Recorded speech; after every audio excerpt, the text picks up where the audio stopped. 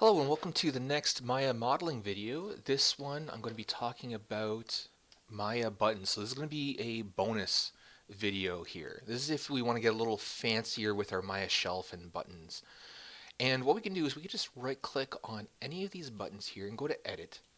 And we'll be seeing this shelf editor. You could also click on this little cog wheel and click on the shelf editor as well. So from here we have a nice list of changing the order of our tabs. We can actually click on whatever tab and click on the up and down arrow, and we can actually see it moving around.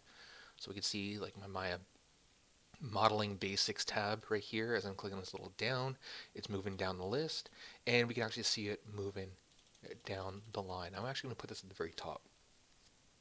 And it's going to, while I'm at it, I'm going to move my animation shelf up. I'll move the others later.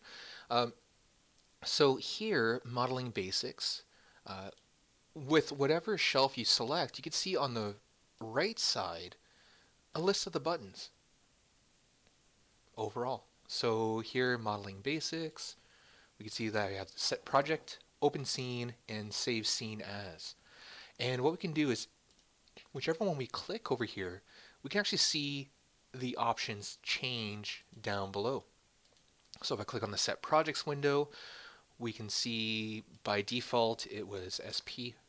We can actually change the name, set project folder, and if I hit enter, we can see that it changes the name right here, set proj. And we get a sense that it's only allowing up to 7 letters to show up in the list right here. We can change the icon by pointing to a specific image file that we can create. By default, we can see it's 32 pixels in width and height because it's going to be a square. Excuse me for all the clear my throat.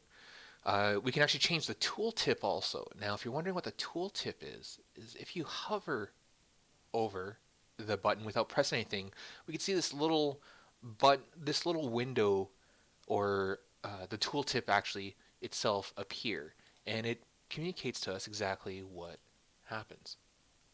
So here, change the current project. So I can change this to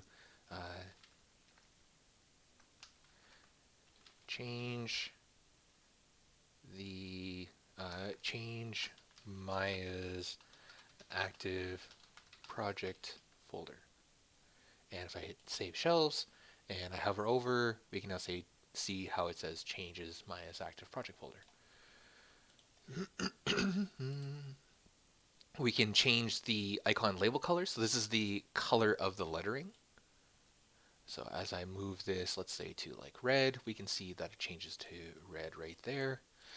We have the label background. So this is, you can think of it as the highlight area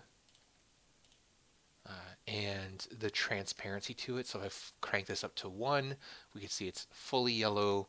If I bring this down to like 0.5, it will be half and half, and 0, it'll just be see-through all the way. So I'm going to put this to like 0.5. Let's change that color. Let's have these folders kind of like a folder color. Why not? Like that manila kind of color, and let's crank it up a little bit more.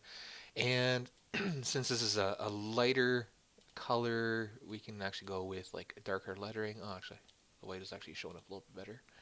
And we can even create a custom color background, which will be the overall size of the sheet. And here I'm going to click on the same one. So we actually don't even need the label color if we're going to have the background the same.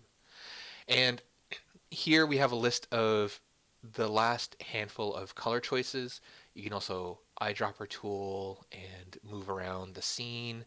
You can even move around to outside of Maya. So for example, if I minimize this, we can see like a bunch of colors over here.